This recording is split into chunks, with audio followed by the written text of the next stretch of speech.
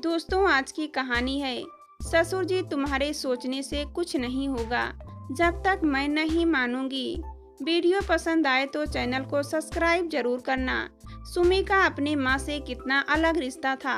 माँ को खूब याद भी किया करती, पर उनकी बड़बड़ाहट से परेशान भी हो जाया करती। उन पर गुस्सा करने लगती। ऑफिस के लिए निकलते वक्त जब भी मोबाइल का रिंग बजता है, खींच सी महसूस होती है। ऐसा लगता है जैसे इस छोटे से डिब्बे में सबको झका रखा है। सारे फुर्सत के क्षण और प्राइवेसी छीन ली है। कभी भी किसी भी वक्त बज उठता है। बड़बड़ाती और ऑफिस के लिए रेडी होती हुई मैंने फोन रिसीव कर स्पीकर ऑन कर दिया। माँ का फोन था। हाँ माँ, बोलो, तू कैसी है? सुमी, मैं अच्छी हूँ माँ, तुम बताओ, तुमने फ़ोन क्यों किया? मैंने तुमसे कितनी दफ़ा कहा है इस वक्त फ़ोन मत किया करो, मुझे बीसियों काम होते हैं हमारे। ऐसा कहते ही माँ झुंझलाती हुई बोली, हाँ तो यहाँ मैं कौन सा खाली बैठी हूँ? वो तो मेरी बड़ी भाभी ने आज। मैं माँ को बीच में ही टोकते हुए बोली, माँ अब तुम सुबह सुबह बहू पुराण शुरू मत करना, मुझे आज ऑफिस जल्दी पहुंचना है। मैं ऑफिस पहुंचकर समय मिलने पर तुम्हें फ़ोन करती हूँ। Okay bye.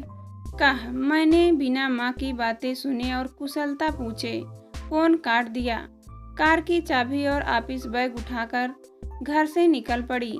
सारे रास्ते कभी माँ कभी ऑफिस के विषय पर सोचती रही। मैं ऑफिस तो वक्त पर पहुंच गई, लेकिन मेरा मन माँ के ही पास रह गया। मैं 2 भाइयों की इकलौती बहन और अपने माता पिता की सबसे छोटी और लाडली बेटी हूँ। माँ और पापा का मुझसे विशेष स्नेह है। दोनों भैया और भाभियों के भी चहेती हूँ।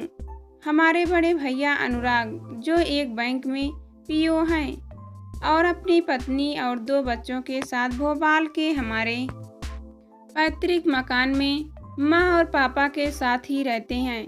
बड़ी भाभी सीखा होम मैनेजर है, लेकिन बेचारी कुछ भी मैनेज नहीं कर सकती। सारा दिन मैनेजमेंट माँ के हाथ में है। वैसे भाभी स्वभाव की बहुत अच्छी है, घर पर सभी का ध्यान रखती है, माँ के कहे अनुसार ही सारे काम करती है। लेकिन माँ और भाभी की कभी बनी ही नहीं। माँ हमेशा उनके कामों में मेनमेख निकालती रहती है।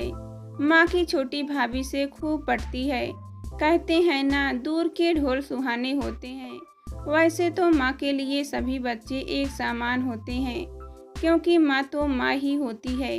लेकिन हर माँ को अपनी बेटियों से अत्यधिक प्रेम होता है, इसलिए माँ सबसे ज़्यादा जान मुझ पर ही छिड़कती है।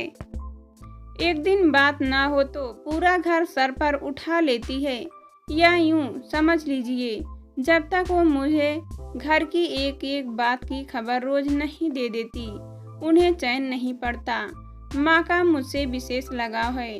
पापा माँ की बातों पर ध्यान नहीं देते, भाइयों के पास वक्त नहीं है और भाभियों से वो अपने दिल की बात कहना नहीं चाहती। अब वक्त जाती हूँ मैं, जिसे वो अपने दिल की हर छोटी बड़ी बात बताकर अपना जी हल्का करती है। फिर चाहे भाभी की बुराई करनी हो या फिर कोई और बात हो, मैं उनकी बातें कभी धैर्य से सुनती हूँ और कभी कभी झुंझला भी जाती हूँ। उन पर माँ भी कभी मेरी बातों का बुरा मान जाती है और कभी भी नहीं मानती। कुछ ऐसा है हम माँ बेटी का रिश्ता। मैंने सोचा जब तक मैं माँ से बात नहीं कर लूँगी, माँ परेशान रहेगी और अपना गुस्सा पापा और बड़ी भाभी पर निकालती रहेगी। मैं ऑफिस को कॉफ़ी के लिए बोल माँ को उनके नंबर पर लगाने लगी। रिंग बजता रहा, लेकिन माँ ने फ़ोन नहीं उठाया। फिर मैंने दोबारा फ़ोन भाभी के नंबर पर लगाया। भाभी से औपचारिक बातचीत के बाद मैंने भाभी से पूछा, माँ कहाँ है?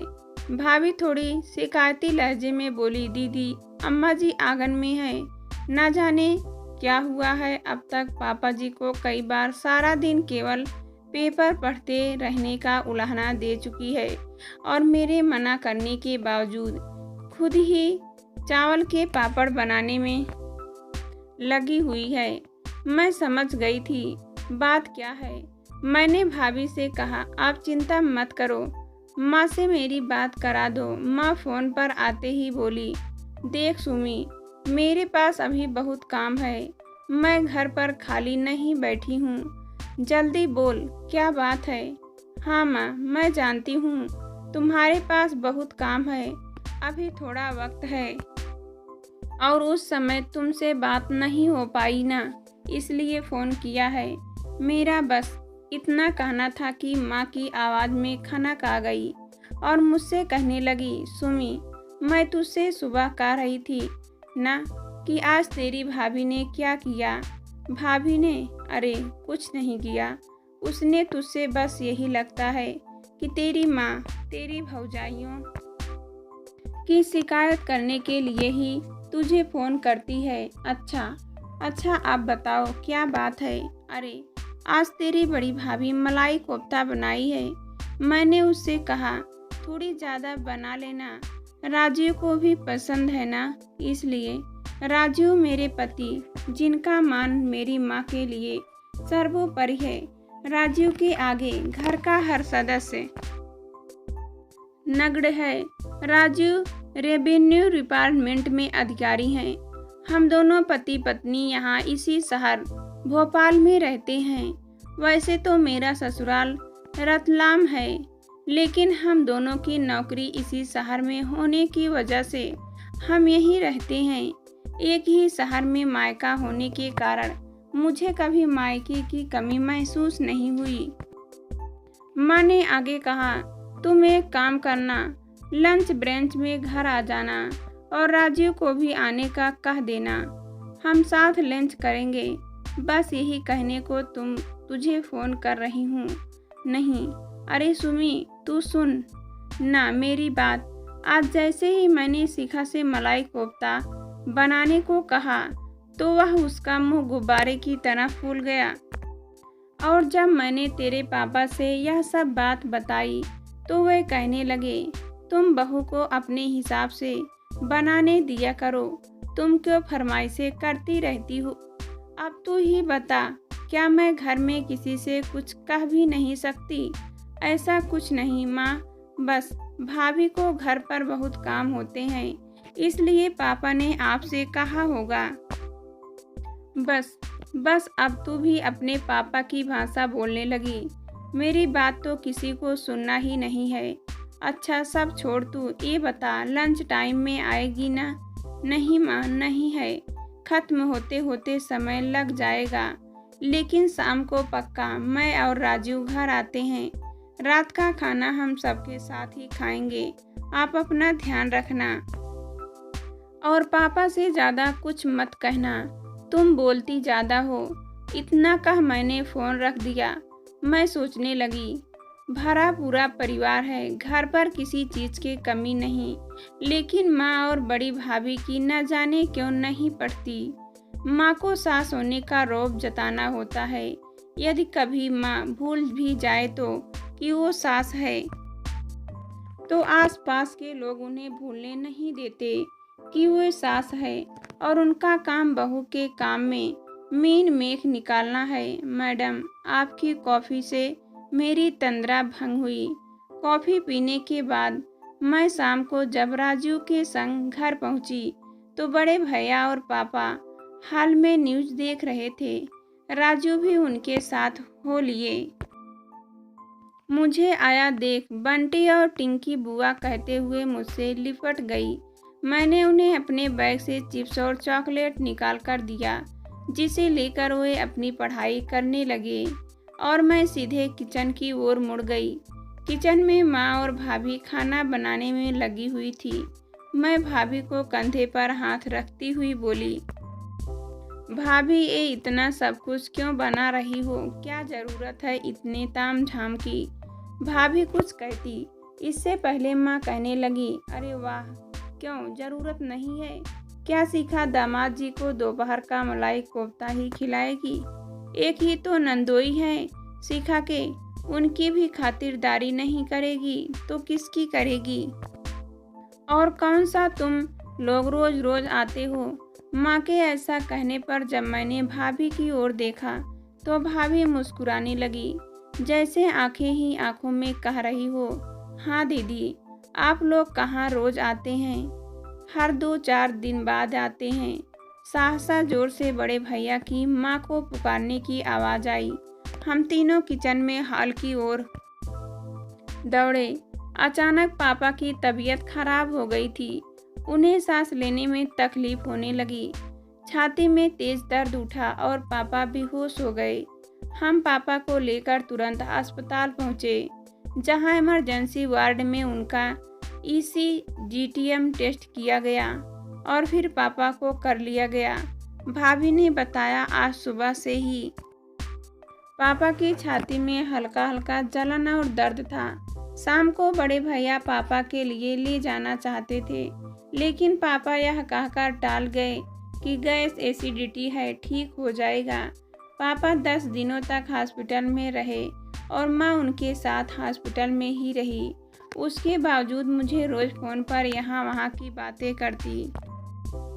कभी कभी मैं चिढ़ भी जाती और उनसे कहती, तुम सारा पंचायती छोड़ो, पापा के स्वास्थ्य पर ध्यान दो।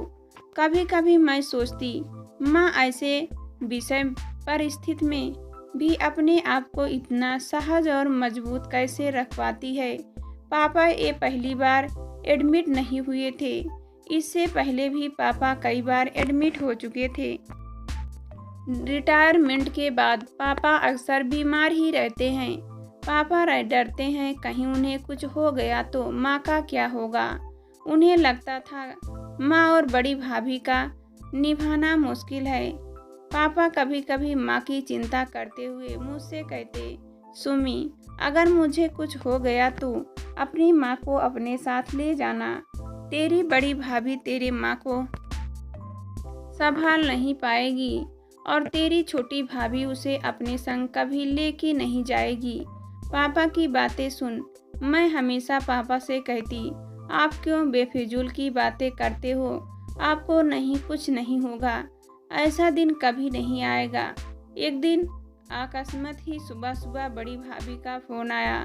भाभी रोते हुए बोली, दीदी आप जल्दी हॉस्पिटल आ जाइए, माँ की तबीयत खराब हो गई है। हॉस्पिटल पहुँचने पर मैंने देखा माँ निश्चेत अवस्था में पड़ी हुई है। मुझे याद नहीं है मैंने कभी माँ को इस अवस्था में देखा हो। मैंने माँ को मुस्कुराते, खिलखिलाते, अविरल बोलते और सदा ऊर्जा से लवरेज ही देखा है। आज माँ को इस हालत में देख मेरी आंखें भर आई। भाभी ने बताया, माँ को पैरालिसिस अटैक था।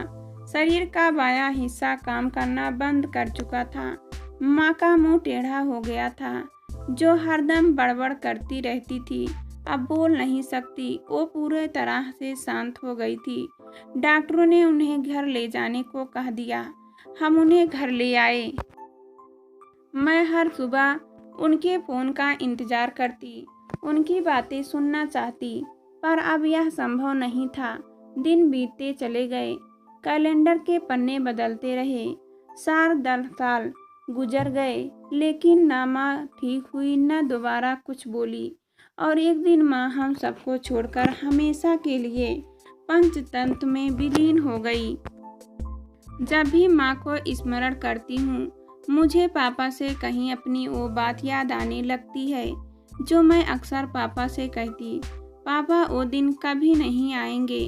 सच में वो दिन कभी नहीं आएगा जब मुझे माँ को अपने घर ले जाना पड़ेगा।